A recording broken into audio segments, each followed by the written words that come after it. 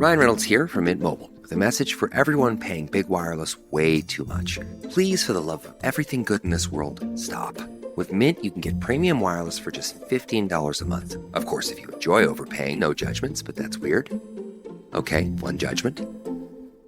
Anyway, give it a try at mintmobile.com/switch. Upfront payment of $45 for 3-month plan, equivalent to $15 per month required. Intro rate first 3 months only, then full price plan options available. Taxes and fees extra. See full terms at mintmobile.com. Well, welcome to our show. Matt Taylor, who along with his wife, Michelle, have produced an absolutely wonderful documentary. It's called Gotham, The Fall and Rise of New York City. I was fortunate to go to the premiere about a month ago, and it was released for broader circulation yesterday. And I'm going to another airing of it tonight. So, Matt, tell us what Gotham is about and why you and Michelle decided to produce this show and what lessons we can learn from it. You know, we started this film in 2019 as a way to document the amazing turnaround that happened in the 90s. And a couple of months after that, COVID hit, and of course, the city started to descend into a darkness that was reminiscent of the early 90s, the more unfortunate days. And so the documentary really took on a different scope after the city started to fall back into decay, of actually looking forward to say, look, New York City is actually a roadmap of how you do what people thought was impossible, how you bring governance to the ungovernable city. So we decided to expand the project to talk about how we got there in the first place, starting in 1966 with John Lindsay. And we go through Koch, we mentioned Beam briefly, we go through Dinkins, Giuliani, and then actually all the way through Bloomberg to 2013 to show not just that it happened, to show specifically how it happened, and also to show some of the heroes that were working towards this before the Giuliani administration came in, people like Dan Biederman or Cy Flegel or Peter Ballone. And we also get into some really fascinating kind of lesser-known ideas, say like the tossing out of the Board of Estimate, which changed the governance system in New York City so radically. Some of these things wouldn't have happened had this not have happened earlier in 1989. So the film is really a comprehensive history of 50 years of the fall and rise of New York. It is absolutely to that point, and it has all the practitioners, the people on the ground, the people who did the work, and the people who got in there in the mud and changed it. And so that is what the film is here to do. It's here to show the future and how to lead all American cities, whether you're St. Louis, Chicago, Los Angeles, Cleveland, out of what could potentially be a disastrous situation, because New York was the worst and it became the best. Well, there's an interesting column by Michael Goodwin of the New York Post, the Pulitzer Prize writer, who, by the way, is interviewed in your documentary. And what he said in this most recent column that he wrote is the reason New York State and New York City is in trouble is because of poor governance. All the real blame for the trouble we're in today can be really laid to bad governance and the domination of the political party, the political left of the Democratic Party, and what the road they've taken us down on. What's your view about that, Matt? Your snacking routine can get a little dull. Time for an Oikos remix.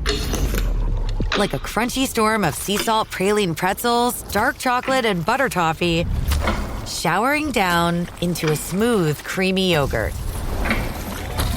Enjoy 3 Oikos Remix varieties with epic mix-ins and 11 grams of complete protein per 4.5-ounce serving. See RemixYogurt.com. You know, one of the interesting things about how things changed in the 90s was it was a realignment of incentives. We say this in the film. You know, you had no incentives to do the right thing pre-1994.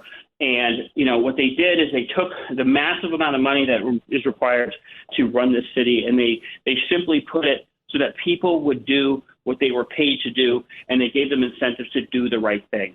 And, you know, when you just have a ton of money shoved into the government with no accountability, and again, accountability was another big thing. You look at CompStat, you look at JobStat, you look at the fact that they would drag commissioners in or precinct captains about being responsible for crime in your neighborhood, on your blocks, being responsible for getting people off of welfare in your neighborhoods, on your blocks. This was an entirely new idea. And I think the thing is that when you remove that accountability and when you remove those incentives to do the right thing, there's no way for the government to function properly. It will never function properly under those ideas. And I think in a lot of ways, our cities New York City got so nice, and people just forgot. They forgot that, this is a very complicated place to run. There's a lot of things going on, and the incentives became misaligned, and the money kept flowing, and ultimately, here we are. Eric, you have a question or a point? Well, I guess the only observation I would make is I've seen the documentary. It's a wonderful film, and I encourage everyone to see it. And Richard's being quite modest. He's also quoted in there and was in an important role in working with leader Peter Vallone during the Giuliani administration. But I think what we're seeing now is a repeat of the mistakes that led to the problems of the 90s, going back to John Lindsay. So I think the film does a wonderful job of showing how we get from Lindsay and the problems that it created and to correcting them and making New York City the greatest city on earth once again. But now we're witnessing the post-documentary and the abyss that the city's falling back into because we're repeating the mistakes that we saw in the 60s. Jesse. Yeah, thank you so much. I have not yet, but I look forward to seeing your documentary. And I want to agree with Eric here, because when we talk about the mistakes that were made in the past that were being repeated, did you see where the policies from City Hall and the City Council changing as the money was flowing pre-pandemic, where policies were being changed on law enforcement, on the role of government in the lives of individuals and such? Do you see that in your documentary, in your research for your documentary, as also leading to that change of returning back to crime and in the state of the city back to the to the 1990 stages? We're shipping Mother's Day gifts with a rapid-fire round of questions. Ready? Yes, my gift. Can you pack it? Yep. Ship it? Yes. Guarantee it? Of course. Oh, send gift baskets? For sure. Protect electronics? Dog-proof it? Return it if they hate it? Yes, no, and yeah. Are you the UPS store? Hey, we have a winner! Woo! Visit the upsstore.com/guarantee for full details. Most locations are independently owned. Product services, prices, and hours of operation may vary. See Center for details. The UPS Store. Visit a store today. We decided to end in 2013 simply because we wanted the complete solution. I think that the de Blasio years and forward, is a different film. We wanted to show these are the things that caused it to fall apart. These are the things that clearly brought it back. So that's the complete set. We wanted to end on a good note, because I do believe in New Yorkers. I believe in the fact that they did vote these mayors in, these better mayors at a time. They have made decisions in the past that they don't want this, right? And I think ending it this way tells those voters that they have the ability to make that decision for better governance. And so I think in a lot of ways that's how we kind of wanted to end it. The choice is ultimately yours. Look, de Blasio inherited a very good New York City, by many standards, whereas, Dinkins gets a lot of blame. He inherited a very bad city. So de Blasio really squandered it. So New Yorkers still have a chance to turn some of this around. And I think that, giving them that data set saying, this is how you were able to live a normal life, which is really a big point of the film.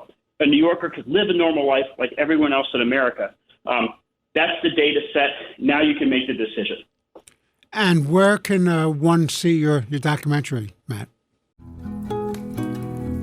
Campfire season's back, and that means s'mores. But when you're at home treating yourself, take them over ice with Dunkin's S'mores Cold Brew Concentrate. And suddenly you're always treating yourself. The home with Dunkin' is where you want to be. Click or tap the banner to shop now. The film released yesterday. It's on iTunes, Amazon Prime, and Google Play. It's broadly available to everybody. There's a beautiful trailer out. You can watch it at home. And we encourage everybody to watch it in every city. Every city. If you live in an urban area, this movie is for you. Well, I lived through those days. I was there for the last 10 months of the Koch administration, throughout the Dinkins administration, and throughout the 8 years of the Giuliani administration. And I will tell you, as I sat there watching this, and I realized that what it takes is people to stand up, fight to do the right thing, and understand that to preserve and protect the great metropolis that New York City is, you can't take it for granted. You have to do the fight every day. And I think your film sets that out perfectly. And what I'm really looking forward to, Matt, is you and Michelle producing another one, picking up where you left off, going through the de Blasio years to the current time. So I'm going to hold my breath, and I'm going to encourage you to do the next one. Excellent. I will do that. So on behalf of Eric Levine and Jesse Garcia, I want to thank you very much for being our guest. We wish you every good wish for the success of this film. And more importantly, we certainly hope that people will watch this show and learn the positive lessons, how we can preserve and protect our urban areas. Thanks again, Matt, for being on. I appreciate it. Thank you so much for having me. It's a great honor.